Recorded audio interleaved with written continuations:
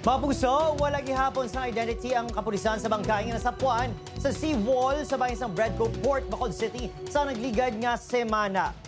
Sunupa sa kapulisan may dugang nga pamilya nga nagpadulong sa morgue apang negatibo gihapon o kung hindi ang biktimang ilahimata nga gindeklara nga missing. Nauna na gipahayag sa otoridad nga may mga saksi na sila nga nakaistorya apang hindi pa subong klaro ang dalagan sa investigasyon. Posible nga ipalubong na lang ang bangkay kung maipaidalom na sa autopsy. We even reach out na sa mga parplang municipalities under sa NOPO. Siguro within this week or next week kung okay naman lang kag dawala na gid nga may naka-identify ba si ma-decide na lang kita nga ipa-autopsy ang bangkay.